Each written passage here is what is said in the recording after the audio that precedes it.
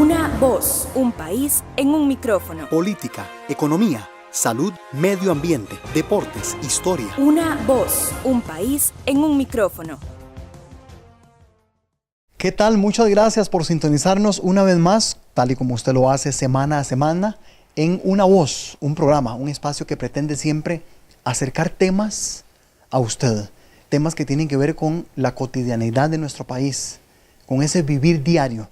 Y sabemos que el tema que tenemos hoy le va a llegar, va a ser de su alcance, va a ser de su interés, porque tiene y atraviesa nuestros hábitos, nuestra forma de ver la vida, nuestra forma de vivirla. Hoy nos acompaña acá la doctora Graciela Morgade, a quien le damos la bienvenida. Ella está acá en el marco de la Declaratoria por la Igualdad, la Equidad y la No Violencia, dado que se realiza el pasado 4 de marzo la lección inaugural del primer ciclo acá en la Universidad Nacional, y la conferencia inaugural estuvo casualmente a cargo de la doctora Morgade, quien es investigadora y especialista en educación sexual con enfoque de género y derechos humanos de la Universidad de Buenos Aires, Argentina. Doctora, bienvenida a Una Voz, bienvenida a Costa Rica, y qué bien que podamos además hablar sobre estos temas. Sí, bueno, muchas gracias.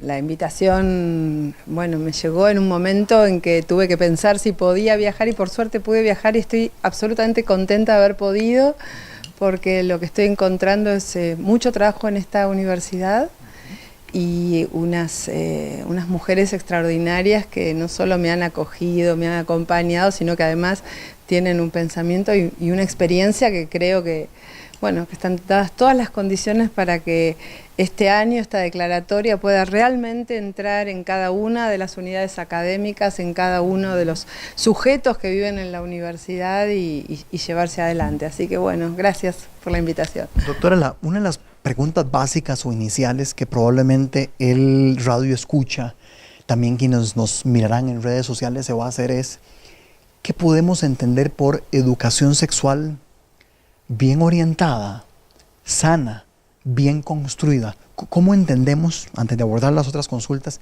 correctamente este tema de la educación sexual? Bueno, en Argentina es de alguna manera un enfoque o una estrategia para incorporar la perspectiva de género y de derechos humanos en la educación, para luchar contra una manera de pensar los cuerpos como meramente la genitalidad. Históricamente, cuando se hablaba de sexualidad, se daba el aparato reproductor de la mujer, del varón, el embarazo o los modos de cuidarse contra los embarazos, ¿no? Digamos, los métodos anticonceptivos.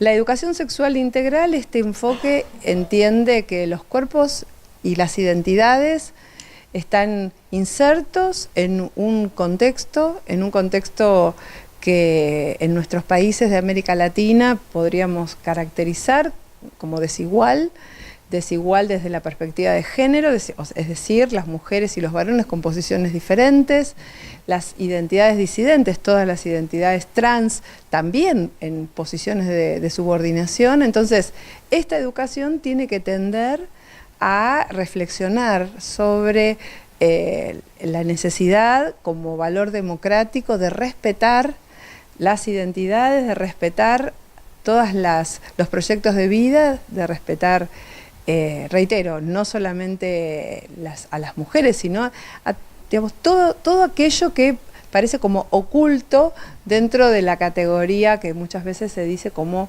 lo normal, digamos, ¿no? O sea, ¿qué es lo normal?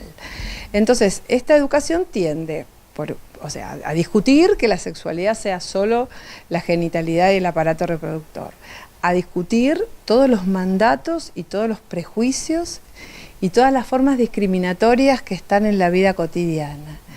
Y también, centralmente, a construir una ética que esté apoyada en el cuidado, que esté apoyada en el respeto, que esté apoyada en el conocimiento, y bueno, en algún sentido a no tener temor de la sexualidad, porque finalmente la sexualidad es una dimensión de la subjetividad que forma parte de nuestra vida.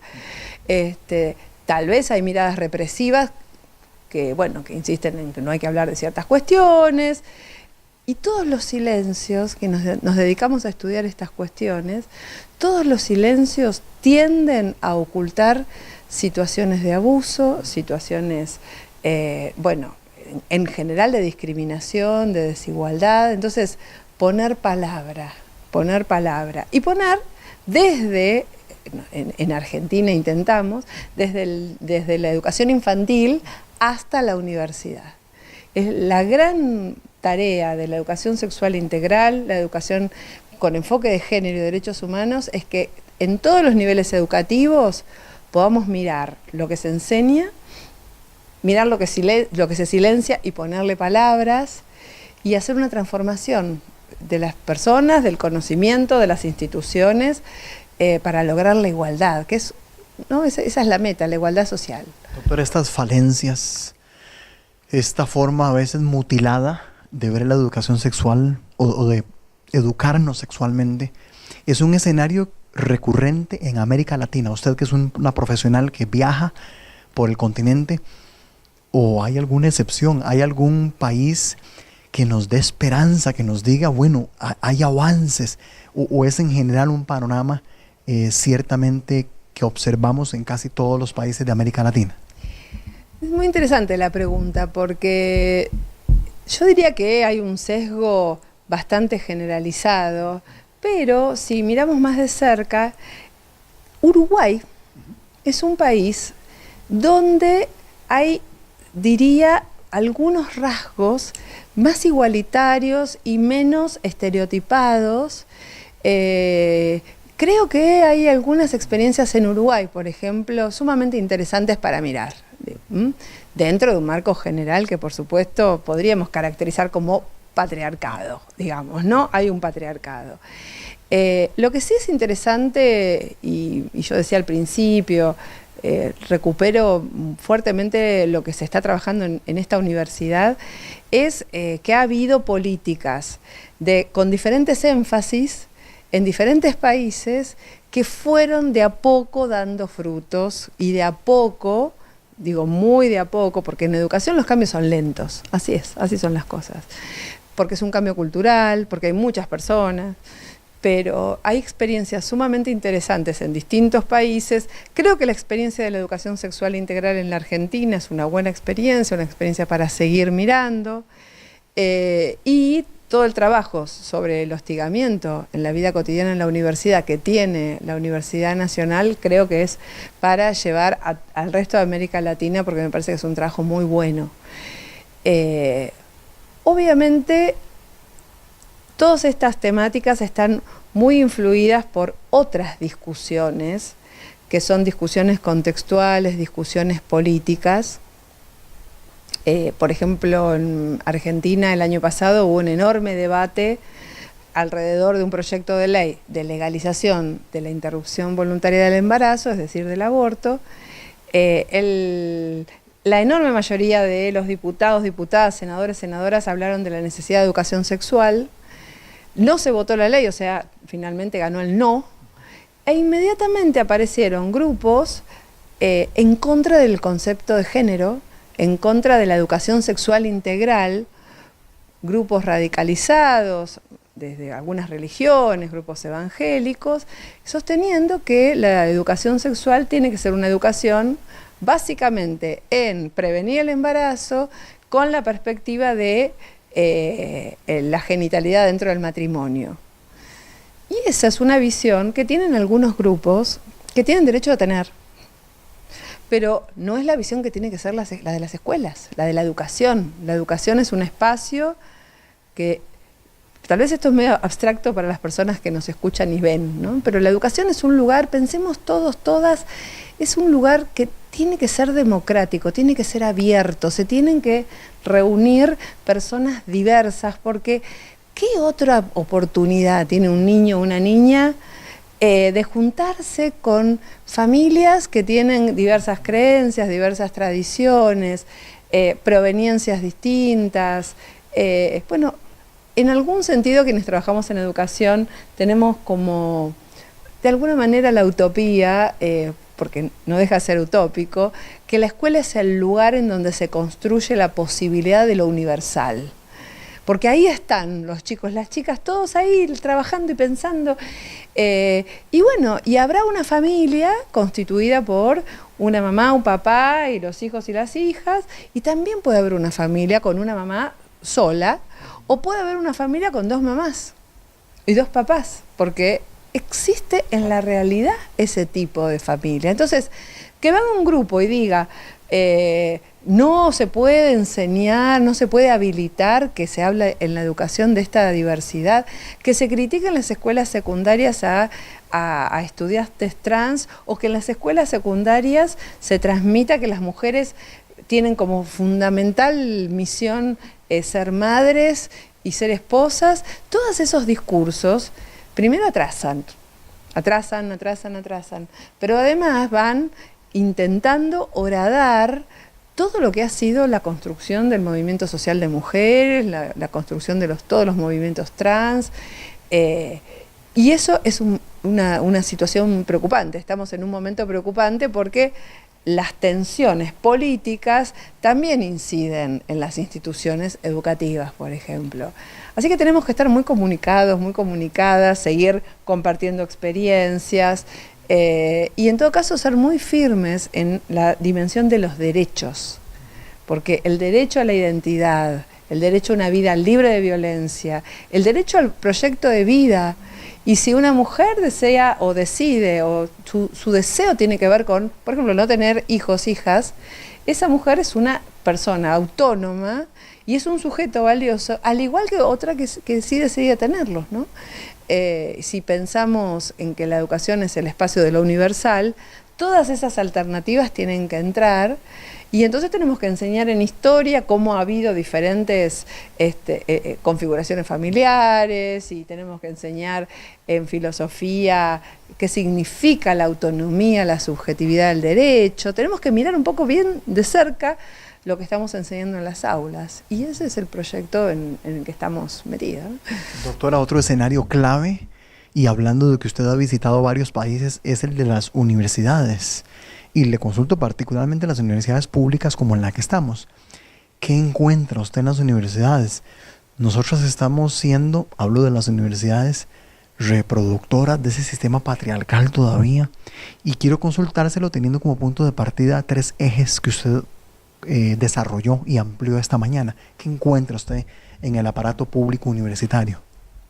Bueno, yo creo que las universidades se pensaron y nos pensamos durante mucho tiempo como el espacio racional, el espacio del conocimiento científico, y en algún sentido un espacio como ajeno a lo que en otros lugares estaba sucediendo, ¿no? Yo creo que por suerte las universidades desde hace un tiempo nos miramos y también vemos los rasgos que criticamos en el resto de la sociedad o estudiamos. Y yo lo que creo es que las universidades siguen siendo un territorio, que por ahí decía un territorio patriarcal, y por varios motivos. Uno tiene que ver con que todavía hay brechas de género en las carreras, y también que distinguen, ¿no?, la participación de las mujeres y varones en las carreras, aunque las mujeres hoy son mayoría en la universidad, son minoría en carreras científico-tecnológicas. También, pensado en temas de segregación, las mujeres no acceden a cargos de poder en las universidades. Son muchísimas estudiantes, muchísimas docentes, pero rectores, rectoras, poco o nada. También, entonces digo, la distribución, esta segregación todavía existe. Después, creo que el tema del acoso, el hostigamiento, la violencia en la vida cotidiana también es una dimensión que miramos, que empezamos a mirar, y que es una de los signos de que en la universidad pasa lo mismo que pasa en otros lugares, ¿no? Y otra que me interesa mucho, que más de punta y más, en todo caso, mucho más en construcción, que es poder hacer una crítica del conocimiento científico, del conocimiento que se considera científico, de quienes investigan, cómo entra en la arena académica la voz, o cómo entran las voces las voces subordinadas, ¿no? De cuáles son los objetos que se investigan, qué se investiga, qué es conocimiento válido, por ejemplo, qué vale la pena.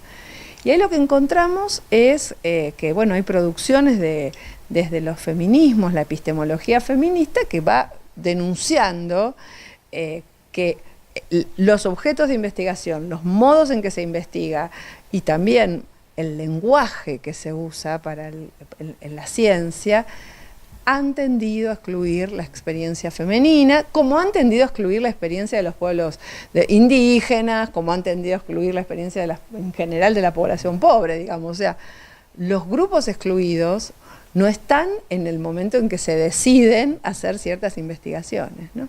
Y bueno, y entonces se ven algunas cosas y otras no se ven. Yo voy a poner un ejemplo en la Argentina, porque seguramente acá tienen algo parecido, pero en la Argentina tenemos los padres de la patria. No sé si ustedes tienen. Los padres de la patria. Entonces tenemos los padres de la patria. Entonces, ¿cómo se enseñó durante años, pero años de años de años? La historia que se enseñó era la historia política y la historia militar de la independencia. Entonces los padres de la patria que eran militares, los padres de la patria que eran abogados, y uno fue maestro, el maestro Sarmiento. Todos señores, ¿no? Bueno, se ve que la patria no ha tenido madres. ¿Y qué hacían las mujeres? Entonces cuando uno empieza a mirar, si los hombres se iban a la guerra de la independencia, ¿cómo seguía la vida cotidiana? O sea, ¿cómo se trabajaba? ¿Cómo se producía? No se paralizaban las actividades? Seguía habiendo actividades aún a cargo de esas mujeres y sin embargo no se estudian. Y fíjense la audiencia, Gerardo, ¿no? Si vos pensás, después de la Segunda Guerra Mundial, en que hubo tantos millones de hombres que se fueron a la guerra y las mujeres ocuparon los cargos de las empresas, los cargos que en general tenían que ver con la conducción de la sociedad, cuando terminó la guerra, eso fue el puntapié inicial, junto con la píldora anticonceptiva, que se investigó y se llegó a una píldora que hacía que poder tener relaciones sexuales sin quedar embarazada, pero el fuerte cambio que implicó cuando termina la guerra, las mujeres que querían seguir en esos lugares. ¿Qué pasó? Se empezó a inventar que los productos domésticos, lavadoras, un montón de elementos eléctricos para decir el lugar de las mujeres es la casa, y ahora tenemos mujeres divinas que lavan y planchan y que tienen Bueno, todo ese discurso no fue suficiente para cortar el deseo femenino de seguir en esos lugares, seguir y participar y hacer lo que siempre digamos, las mujeres, nosotros sabemos que podemos hacer muchas cosas, pero a veces no nos dejan. Entonces todo esto tiene que ver con esa vida cotidiana que tenemos que desmontar, y en la educación la tenemos que estudiar. Muy bien. Ustedes escuchan y ven a la doctora Graciela Morgade, quien es investigadora, especialista en educación sexual con enfoque de género y derechos humanos. Está aquí en el país porque ha sido la conferencista principal de la lección inaugural aquí en la Universidad Nacional. Vamos a separarnos en nuestra primera pausa y dedicaremos el segundo segmento. Escuchen ustedes bien y además disfrútenlo. Hemos podido capturar algunos buenos momentos de la conversación, de la ponencia, de la exposición que la doctora tuvo en esta lección inaugural. Los vamos a disfrutar en el siguiente segmento, después de la pausa, y también en parte de nuestro tercer segmento. Ya venimos con más acá en Una Voz. Una voz, un país en un micrófono. Política, economía, salud, medio ambiente, deportes, historia. Una voz, un país en un micrófono.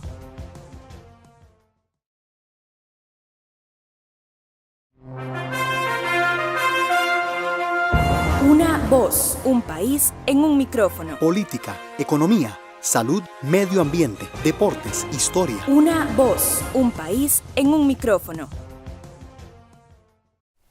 Muchas gracias por premiarnos con su sintonía semana a semana. Hoy hablamos de educación sexual y con nosotros nos ha acompañado en el primer segmento la doctora Graciela Morgade.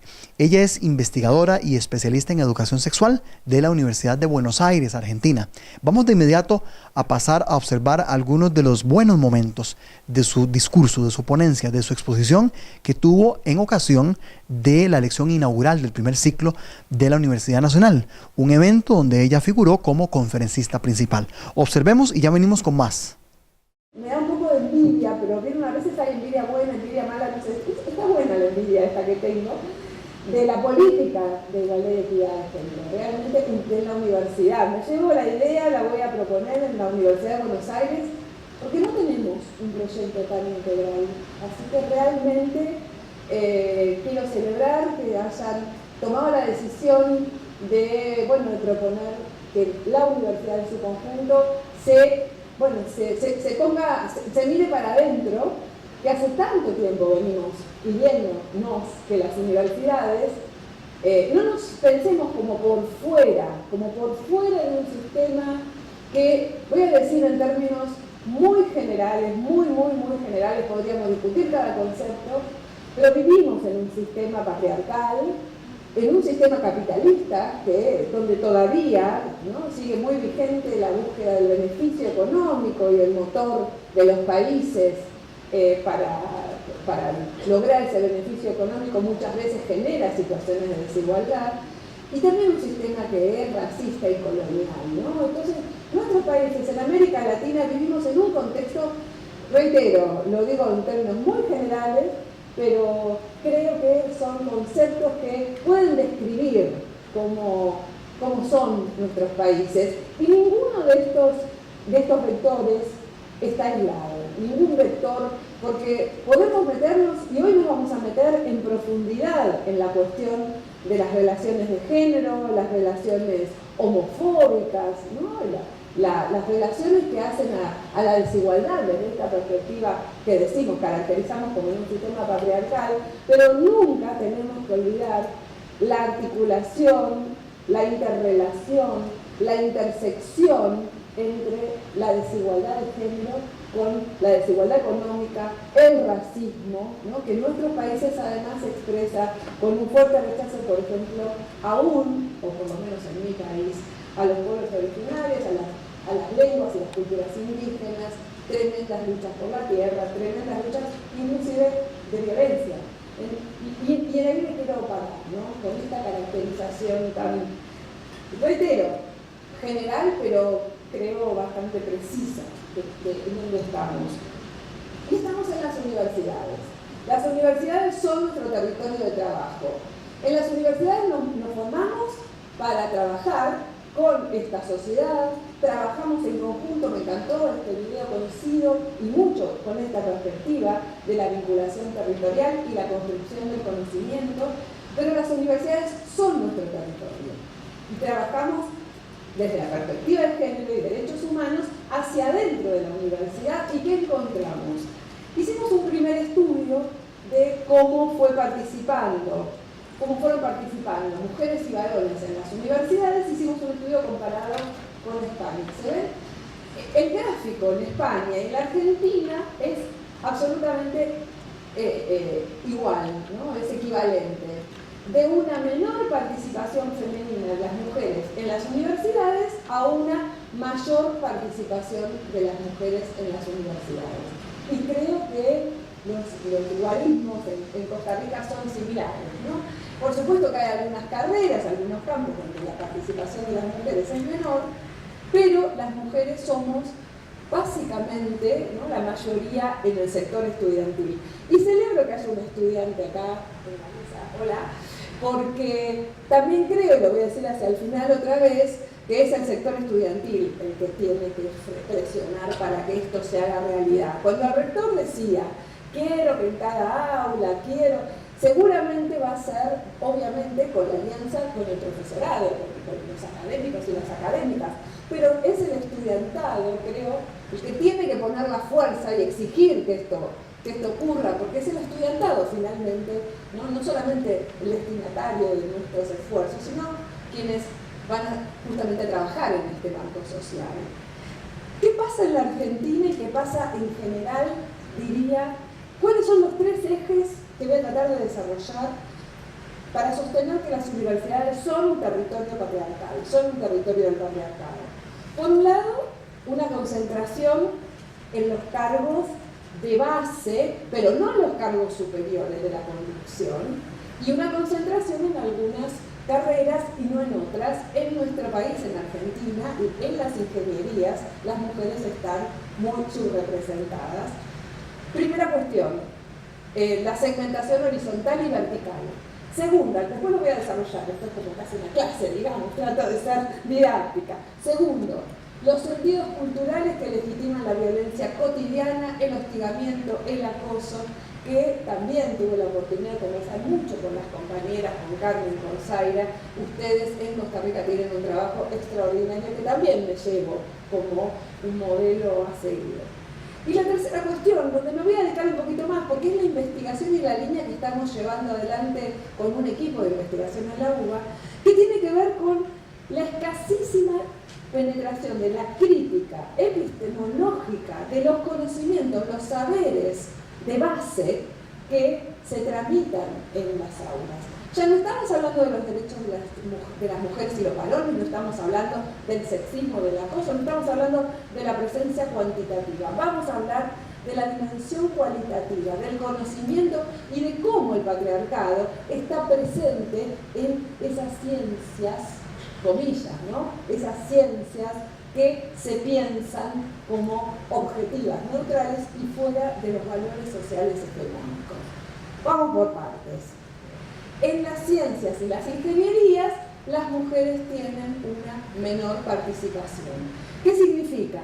Bueno, podríamos hablar largamente de cuáles fueron los saberes apropiados para las mujeres. En Argentina, las mujeres primeras universitarias fueron médicas, por supuesto de familias muy acomodadas, ¿no? ¿Y qué se suponía? Y que las mujeres tenían que ser médicas porque era una especie de prolongación. Y es notable la bajísima presencia de mujeres en el campo de la computación, que es algo que se está investigando mucho, porque hay mucho trabajo en computación y las mujeres no estudian tanto y encuentran también un mercado laboral que las segrega, ¿no? Otro ejemplo y algunas imágenes en la Argentina. En la pirámide que tenemos arriba es la distribución de mujeres en el Estado, en el trabajo del Estado. Fíjense, ministras arriba, la puntita de la pirámide, ¿no? Ministras, secretarias y personal de planta. Las mujeres somos, y estos son imágenes de la Argentina, somos la mayoría de la personal de planta en los ministerios, pero no estamos en la conducción de los ministerios. ¿Qué pasa en las universidades? En las universidades, en la Argentina, hay 57 universidades nacionales y hay 5 rectoras. 5 rectoras de 57 universidades nacionales. Entonces, es evidente que, y ahí tenemos el gráfico, es evidente que la distribución social del poder todavía deja mucho que desear desde nuestra perspectiva.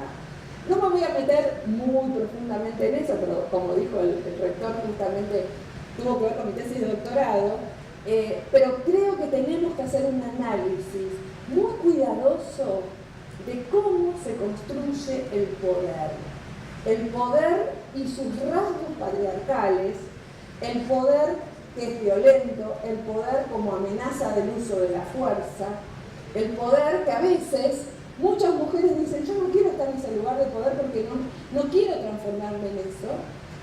También hay que decir que muchas mujeres que están en lugares de poder no lo ejercen de manera transformadora, sino que siguen las mismas reglas, pero las reglas del poder las tenemos que cambiar, tenemos que pensar qué otras formas de construcción del poder que seguramente van a ser más sensibles a las necesidades de la base, más solidarias y de alguna manera esa fraternidad que durante tanto tiempo, ese valor de la Revolución Francesa, la fraternidad que tiene que ver con fratria, que en realidad tiene que ver con los varones, podamos también complementarla con lo que llamamos la sororidad, que también es una forma de solidaridad entre mujeres, donde haya una sensibilidad también mirando hacia las mujeres, ¿no? Bueno, estamos en ese camino, pero muy tibiamente, muy tibiamente.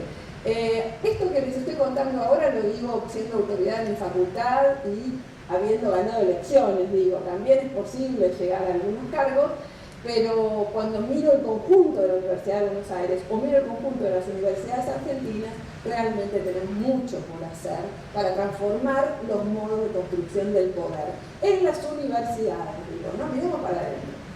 Cuando empieza a haber políticas que le ponen nombre a esos procesos, empiezan también a emerger situaciones de la vida cotidiana, y nosotras hicimos un trabajo en nuestra facultad que habíamos empezado pensando en las formas de la violencia, pensando en una caracterización, una tipificación clásica, que es leve, grave y muy grave, y finalmente lo que decidimos fue no pensar que hay violencia leve o violencia grave o violencia muy grave, sino preguntar directamente, hicimos una consulta, directamente si alguna vez habían sido objeto de algún trato discriminatorio. Y nos dijeron, el 70% de las estudiantes de nuestra Facultad de Filosofía y Letras, que quiero decir que es muy democrática, es re progresista, todo el mundo es re progresista, el 70% dijo que alguna vez se había sentido intimidada con una mirada, ¿no? Una mirada agresiva, esa mirada que quita la ropa, ¿no? Esa mirada que parece que, ¿no?, que nos incomoda, por palabras dichas por compañeros y también por profesores, hostigamiento por redes, hostigamiento y amenazas físicas en diferentes lugares del edificio, y en 9 casos denunciaron violación. Para nosotras, obviamente quienes trabajamos en temas de géneros, no fue una sorpresa, pero fue una sorpresa para la comunidad educativa publicar estos datos y decir, esto está pasando en esta unidad académica que, reitero, parece tan progresista y parece que no pasan estas cuestiones por acá, ¿no? Estas eran parte de las palabras de la ponencia de la exposición que la doctora Morgade hiciera hace pocos días en la Universidad Nacional, decíamos, en ocasión de la lección inaugural del primer ciclo de esta Casa de Estudios Superiores. Venimos con más de educación sexual después de la siguiente pausa. Una voz, un país en un micrófono. Política, economía, salud, medio ambiente, deportes, historia. Una voz, un país en un micrófono.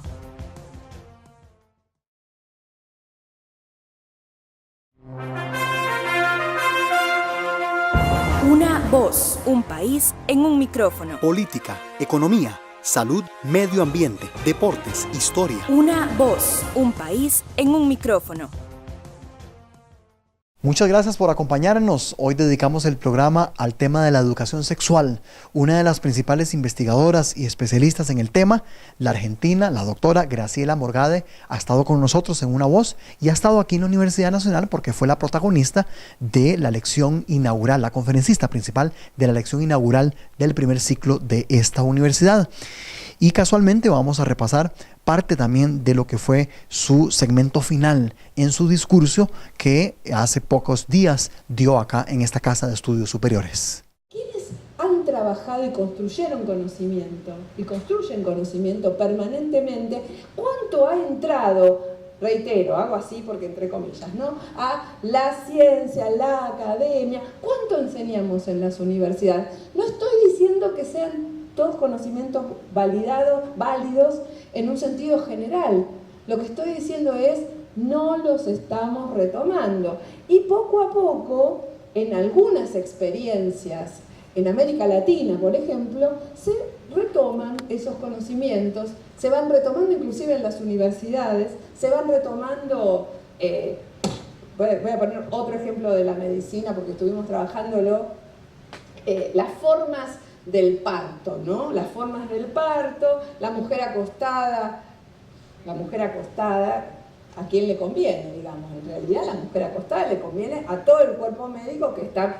pero, bueno, en realidad la posición agachada, la posición para hacer fuerza para abajo, la posición que ayuda inclusive a ese pujo que a veces es tan doloroso, bueno, eso es algo que durante tanto tiempo las mujeres parieron agachadas, ¿no? ¿Por qué se acuestan? ¿Por qué la camilla? Bueno, tiene que ver con que es más cómodo para la medicina, para los médicos, para las médicas, ¿no? Acá no estoy haciendo ninguna distinción. Pero estoy hablando de saberes subalternos, de grupos subalternizados. ¿Y cuánto entró esto en el conocimiento científico? También hay afectividad en las universidades y a los sujetos nos pasan cosas, les pasan cosas. Otros sí, otros no. Reconceptualizar la mirada de los cuerpos y tratar de salir de ese binarismo, porque el binarismo, pensar varón-mujer, nos ha ayudado durante un tiempo importante en la lucha por la emancipación, en la lucha contra la subordinación de las mujeres. Pero no nos ayuda a pensar que dentro de las mujeres, entre las mujeres, también hay diferencias que tienen que ver con la subjetividad sexuada. Porque tenemos diferencias entre mujeres cis, o sea, las que llamamos, que son las heterosexuales, y las mujeres lesbianas, las mujeres trans, las travestis, que también son cuerpos feminizados y que, si pensamos solamente con una categoría binaria, quedan también ocultas. El hombre hetero es una de las masculinidades que existen en nuestra vida cotidiana, que existen en las escuelas y que están en las universidades. Y hay otras masculinidades que también son subordinadas, que también son objeto de padecimiento y que en general, cuando hablamos de género, tendemos a olvidar, pero en realidad cuando hablamos de género estamos hablando de la construcción social del cuerpo, donde también están incluidas todas las subjetividades. Sí, y ahí todos los niveles educativos, todas las modalidades, todas las áreas escolares, todes, significa que todas las instituciones educativas, y ahí sí, y esto sí es la ley, desde el nivel inicial, es decir, desde el jardín hasta la universidad, tienen que incorporar en su vida cotidiana esta mirada desde la perspectiva de género y derechos. Durante muchísimo tiempo se enseñó, ustedes ya se lo conté a las compañeras y les gustó, que el óvulo es fecundado por el espermatozoide, ¿no es cierto? ¿Es verdad? ¿Eso es verdad? El óvulo es fecundado por el espermatozoide.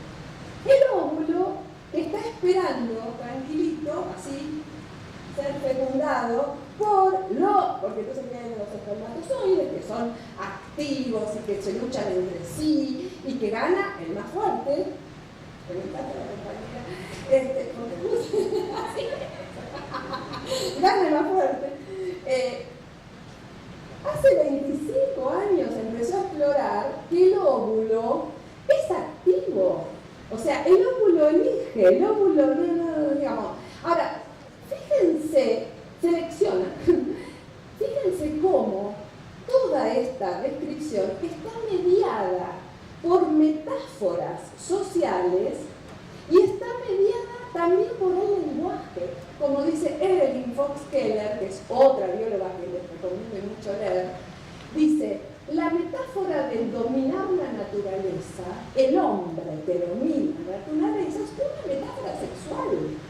Y es una metáfora que remite justamente a una forma de pensar al poder. Estamos hablando de educación sexual y lo hacemos porque se encuentra hoy con nosotros la doctora Graciela Morgade.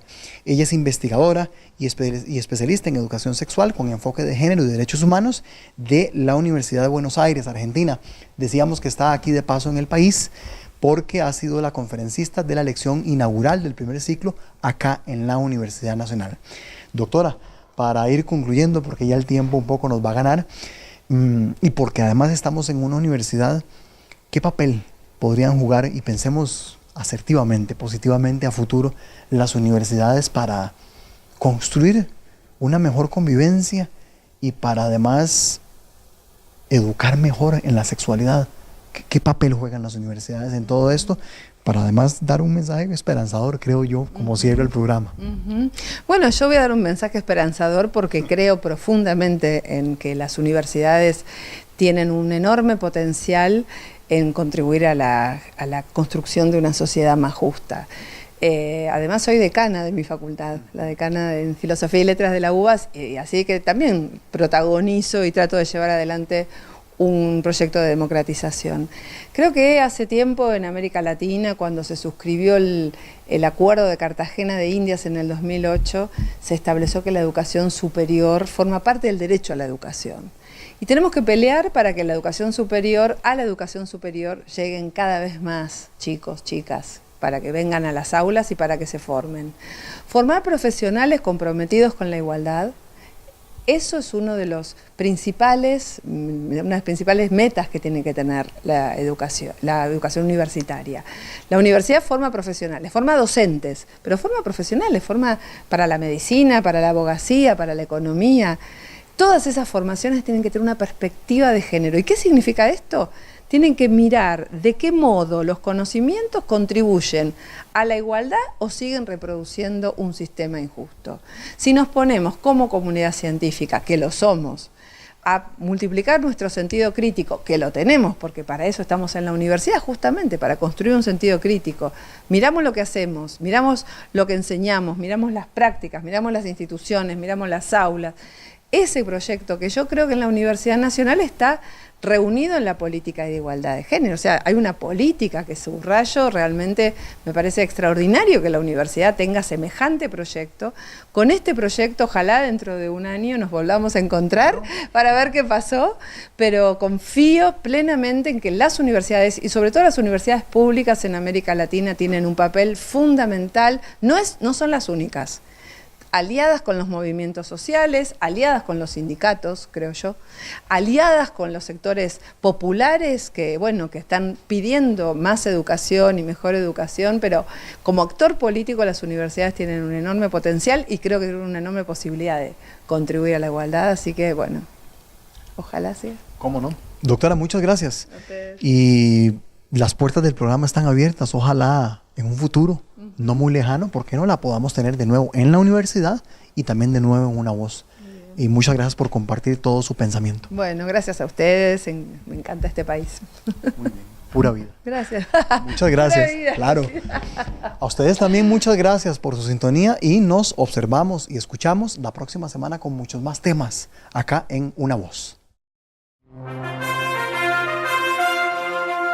Una voz, un país en un micrófono. Política, economía, salud, medio ambiente, deportes, historia. Una voz, un país en un micrófono.